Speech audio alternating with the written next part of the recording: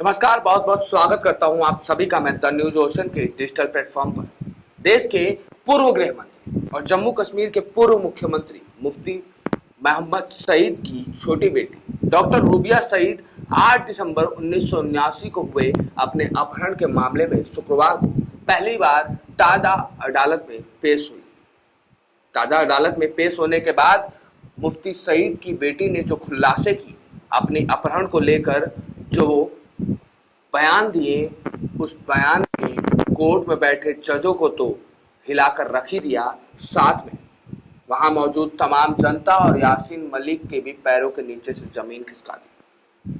इस मामले में रूबिया ने शुक्रवार को स्पेशल कोर्ट के सामने अपनी गवाही पेश की। इस मामले में जम्मू कश्मीर लिबरेशन फ्रंट यानी कि JKLF के चीफ यासीन मलिक ने terrorist and disruptive activity court यानी कि टाडा कोर्ट में पेश होने का आग्रह किया था।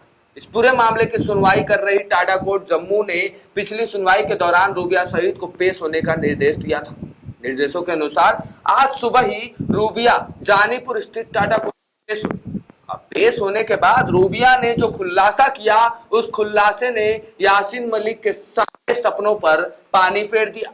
दरअसल जम्मू कश्मीर में तमाम आतंकी घटनाओं में शामिल रहे और बीते दिनों टेरर फंडिंग मामले में उम्र कैद की सजा काट रहे यासीन मलिक ने बुधवार को जम्मू में CBI अदालत से कहा कि वह रूबिया सईद के अपहरण से जुड़े मामले में खुद को पेश कर गवाही देना चाहता है। मलिक ने कहा कि इसकी अनुमति नहीं मिलने पर वह भूख हड़ताल करेगा। खैर, करीब 25 साल पहले रूबिया सईद के अपहरण मामले में आतंकी और अलगाववादी नेता यासीन मलिक समेत कई अन्य आरोपी भी शामिल थे।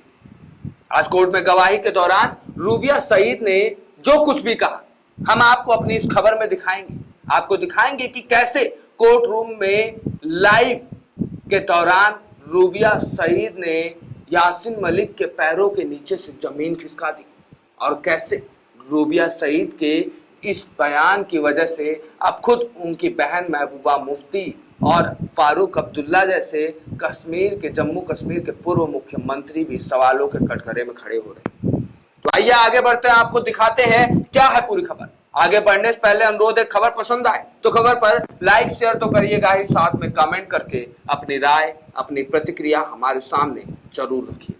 बता दें कि आज कोर्ट में गवाही के दौरान रूबिया सईद ने अपहरणकर्ताओं के तौर पर अलगाववादी नेता यासीन मलिक की पहचान की है, साथ ही 3 और अपहरणकर्ताओं को पहचान लिया है।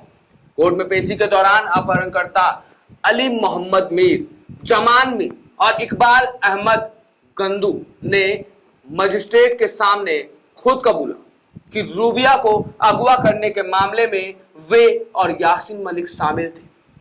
यासीन मलिक के अलावा इस केस में अली मोहम्मद मीर, मोहम्मद जमान मीर, इकबाल अहमद, जावेद अहमद मीर, मोहम्मद रफीक, मंजूर अहमद सोफी, वजाहत बसीर, महराज उद दीन शेख और शौकत अहमद बख्शी भी आरोपित हैं।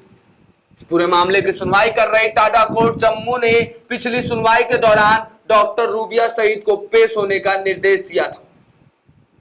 फिर क्या था? निर्देशानुसार रूबिया सईद शुक्रवार सुबह करीब 10:30 बजे जानीपुर स्थित हाईकोर्ट परिसर स्थित टाडा कोर्ट में पेश।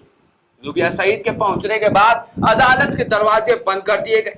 बंद कमरे में केस की सुनवाई हुई। अदालत में केवल केस से जुड़े गवाहों के अलावा संबंधित वकील ही मौजूद रहे। ऐसे में CBI की वकील मोनिका कोहली ने कहा कि 1979 अपहरण का मामले में गवाह रूबिया सईद PDP प्रमुख महबूबा मुफ्ती की बहन का बयान आज अदालत में दर्ज किया गया। उसने यासीन मलिक को पहचान लिया है।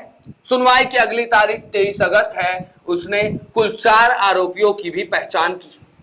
रूबिया सईद का प्रतिनिधित्व कर रहे एक अन्य वकील अनिल सेठी से जब पूछा गया कि क्या रूबिया सईद ने 1979 के मामले में यासीन मलिक सहित अपने सभी अपहरणकर्ताओं की पहचान की है, तो उन्होंने कहा कि हाँ, वह CBI जांच के दौरान उपलब्ध कराई गई तस्वीरों के आधार पर सभी की पहचान कर रही है। मामले की अगली सुनवाई की तारीख 23 अगस्त है। बता दें कि यासीन मलिक कह रहा था कि उसे जिरा के लिए व्यक्तिगत रूप से जम्मू लाया जाए।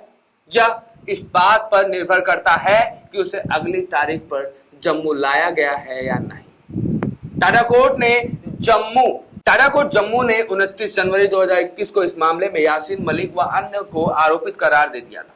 इस बहुचर्चित मामले में अब टाडा कोर्ट मुफ्ती मोहम्मद सईद की बेटी व महबूबा मुफ्ती की बहन डॉक्टर रूबिया सईद समेत 3 गवाहों के बयान दर्ज कर रहे हैं। इस मामले में डॉक्टर रूबिया के अलावा फेसपी व डॉक्टर सैनाज चश्मदीद गवाह हैं और इन तीनों को तलब किया गया। डॉक्टर रूबिया सईद के अपहरण को लेकर श्रीनगर के सदर पुलिस स्टेशन में 8 दिसंबर 1979 को रिपोर्ट दर्ज हुई थी। इसके अनुसार रूबिया सईद ट्रांजिट वैन में लद कर अस्पताल श्रीनगर से नौगाम स्थित अपने घर जा रही थी। वह एमबीबीएस करने के बाद अस्पताल में अपना इंटर्नशिप कर रही थी। ट्रांजिट वैन लाल चौक के श्रीनगर के बाहरी इलाके नौगाम की तरफ जा रही थी।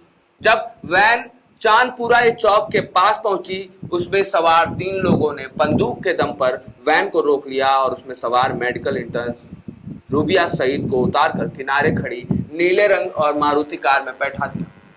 इसके बाद मारुति वैन कहां गई किसी को पता नहीं चला। अपहरण के करीब 2 घंटे बाद जेकेएलएफ के जावेद मीर ने एक स्थानीय अखबार को फोन करके जानकारी दी कि जेकेएलएफ ने भारत के गृह मंत्री मुफ्ती मोहम्मद सईद की बेटी रूबिया सईद का अपहरण कर लिया, जिससे चारों ओर कोहराम मच गया था।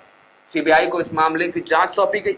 जांच पूरी होने के बाद 18 सितंबर 1990 को जम्मू की टाडा कोर्ट में आरोपितों के खिलाफ चालान पेश किया गया। आपको बता दें कि जिस यासीन मलिक पर सईद की बेटी का अपहरण का मामला चल रहा है, वो पहले से ही उम्र कैद की सजा काट रहा है। जी हाँ, 25 मई को प्रतिबंधित संगठन जेकेएलएफ प्रमुख यासीन मलिक को एनआईए कोर्ट ने 2017 के टेरर फंडिंग में सजा सुनाई है।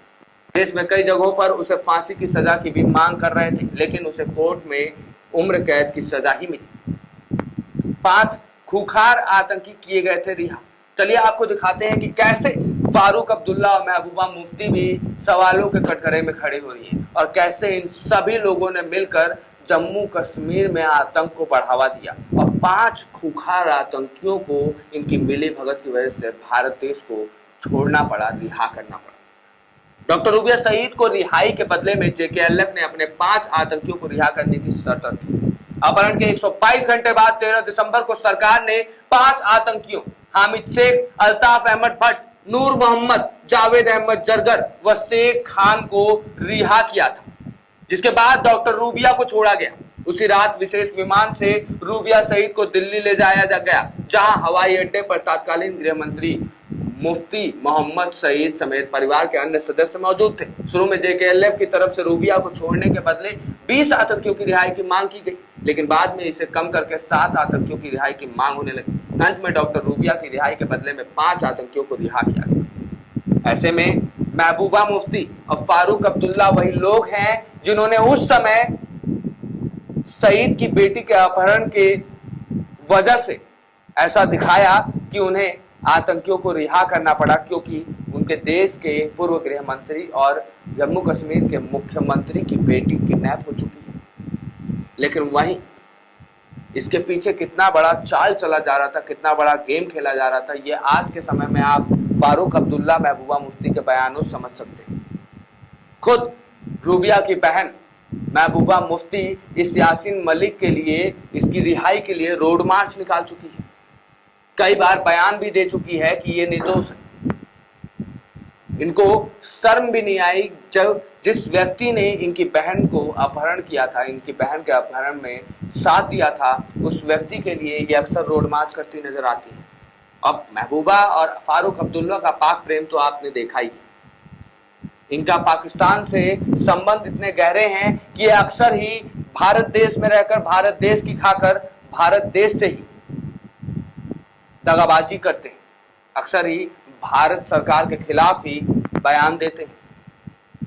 ऐसे में इसमें कोई दो राय नहीं है कि उस समय यासीन मलिक के साथ मिलकर फारूक अब्दुल्ला, महबूबा मुफ्ती सभी ने ये एक बड़ा चाल चला, रुबैया को अपहरण करवाया और रुबैया के अपहरण के दम पर 5 खूंखार आतंकियों को रिहा कर दिया। इस पूरे खबर पर अपनी राय प्रतिक्रिया जरूर रखिएगा। इस खबर को ज्यादा से ज्यादा लोगों तक शेयर करिएगा ताकि सच्चाई ज्यादा से ज्यादा लोगों तक पहुंचे। ऐसे ही खबरों के लिए बने रहिए हमारे साथ द न्यूज़ ओशन के डिजिटल प्लेटफॉर्म पर। धन्यवाद।